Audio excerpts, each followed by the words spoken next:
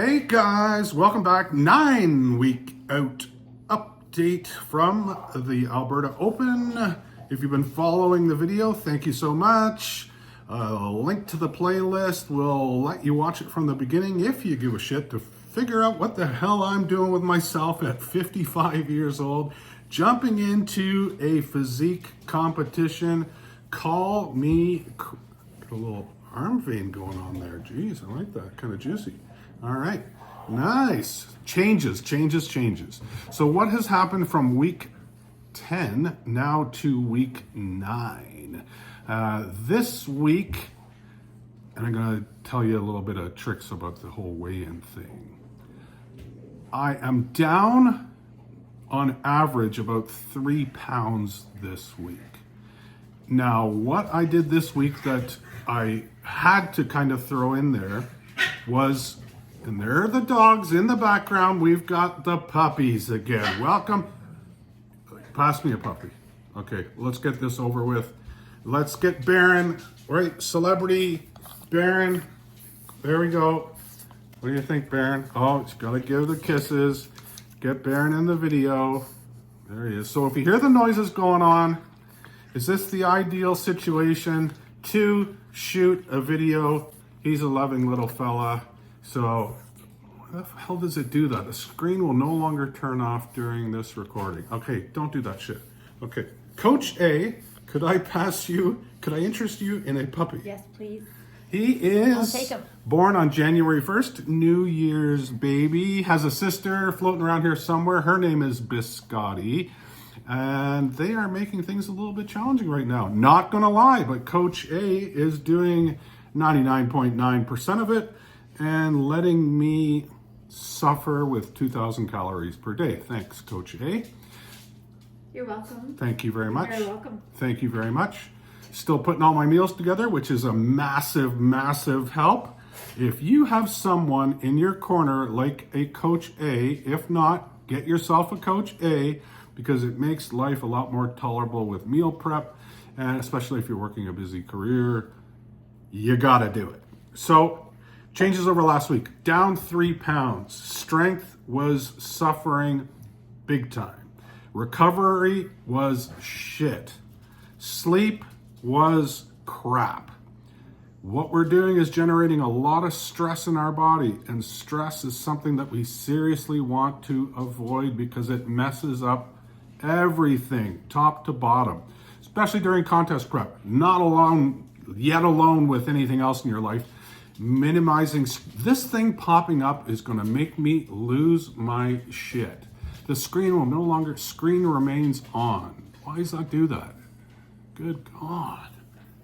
I'm not editing that shit. I'm leaving it in there. It's all raw. I don't care. I've got my Nespresso black. I dropped the cream. I'm a little bit grumpy without cream. So, down 3 pounds, had to have a refeed day. Now, what is a refeed day? When do you know you need it? And why do you do it? My physique was starting to get a little bit lanky looking. So I knew that the glycogen stores, or that blood sugar in the muscles, was getting depleted because my calories are so low. Hence the strength is down. Hence the energy is down. So I wanted to take a day where I jacked the carbohydrates up super, super high in order to kind of refresh them in which to keep going. I took in 550 grams of carbohydrates yesterday, when typically I'm around 150 grams of carbs per day. And what a day that was. Party at the Gazy household with rice cakes, and not your shitty plain white boring rice cakes. I opted for the caramel chocolate chip ones, and pretty much every meal had about 200 grams of basmati, no sushi rice. I got a thing going for sushi rice now. Love it. Rice is so damn expensive now. I went to grab a bag yesterday. It wasn't very big. You have that bag, Coach A? Let's show this bag. This freaking bag of rice, $17. Like, rice was like I remember it was like nearly free like 10 years ago. You used to go in and grab here, you bought groceries, have a 50-pound bag of rice. Yeah. Let me see. You could feed your family. You could feed your family on rice. Now rice is like a delicacy. It's a delicacy. Like this isn't like a massive bag It's either. like beef. It's if you wanted meat, oh God, this is all you can afford to have now is just the rice, maybe some condiments. Just these two alone are probably $45. Good thing we don't need groceries to live. So, back to the stupidness. Carb refeed day. So I ate extra carbs all day long, and what I have been doing also is checking, I'll show you this little gadget, my blood glucose. Got one of these little blood glucose monitors, and what that's telling me is how efficient my body is getting or at processing those carbohydrates in relation to the meal timing. And when that comes in handy is during that final week when you're going to be pounding back a pile of carbs in order to fill out your physique. It's a good idea to understand how many carbs your body can handle, because you don't want to go into that week guessing at how many you think you need. And if you don't have enough, you look small and flat. If you have too many, you look puffy and soft. So that's the nature of the game, is hitting that nail on the head with the right amount of carbs at the right amount of time. When you check your blood glucose, if it's high, you don't need to eat more food because your body hasn't cleared the glycogen out of your system or the glucose out of your system. It's still elevated. If your blood glucose levels are low on the lower end, that means, hey, it's time to eat. Your body wants to refuel. If you have a big carbohydrate meal and you check your blood sugar like an hour later and it's on the lower end, it means you could have had more carbs. If you check your blood sugar an hour later and it's remaining elevated, you don't need more carbs, because the majority of the carbohydrates stored as glycogen are in your muscles. 2/3 of them or so. The rest of them is circulating freely throughout your blood system, blood glucose, which is what that is monitoring. So it's not monitoring the stuff in the muscle, it's monitoring the stuff floating around in the blood. And the rest of it's in your brain.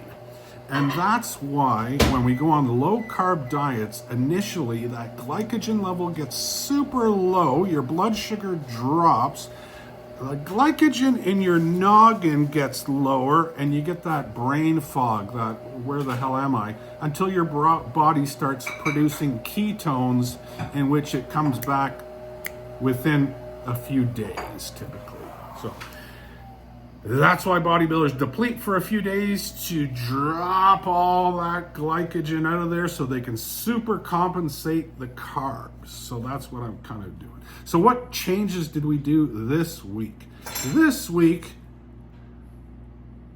with the refeed, it went well. 550 grams. I think I could have tolerated some more. My blood sugar levels were still low, but I'm already in a depleted state, which means that my body is completely insulin sensitive. And typically when you're overweight, you're insulin resistant. Your body's trying to produce way too much insulin to bring your blood sugar down. It's not working very efficiently. When you're getting leaner and you're exercising a whole bit, your insulin sensitivity shoots through the roof and your body's able to manage blood sugar, i.e. carbs, a lot better. So having a blood glucose monitor, good idea. Start learning about blood sugar. Couple things that you want to check all the time that are your silent but deadly screw you in the back door type of stuff. Blood sugar, a big one. Most of us are walking around pre-diabetic. We probably don't even know it. Most of us, some of us, a lot of us are walking around with high blood pressure. We don't even know it. These two machines, like This blood glucose monitor is free. It's free. All you have to do is buy the little lance strips, which are fucking very expensive. So, like, here's a free car, but the gas is going to cost you $600 a liter. Basically how it works with these things. But pick one up. It's a good idea. Check it once in a while. Morning fasted, evening before bed, an hour or two after meals, to make sure your body's handling food tolerably. Listen, I'm not a doctor. I would have loved to have been one if I wanted to stay in school for another 12 years and spent $500,000 on an education. I decided I would probably get a job instead. But check with your doctor, because if you already have existing blood sugar problems and you don't know about it, going on crazy diets is probably not in your best interest and not going to serve you all that well in the long run. So before you do something stupid like a 55-year-old Masters Men's Physique competition, make sure that you get the A-OK from whoever your general practitioner is. I regularly go for my blood work through my integrative medicine specialist. I'm going to be having an interview with her on here as well as a podcast. It's going to be fabulous info. So that's where we're at. Steps are up to 15,000. Water has bumped a little bit higher, 7 liters plus a day. The meals have stayed the same. I haven't changed anything. The calories are just over 2,000, which has me freaking starving, because my maintenance calories are probably closer to 4,000, 3,700, 3,800. It's probably my maintenance with the amount of activity that I'm doing. So as you can see, grumpy, suffering, feel like crap, and I don't know why, but I love it. So until next week, I'm out. Ciao.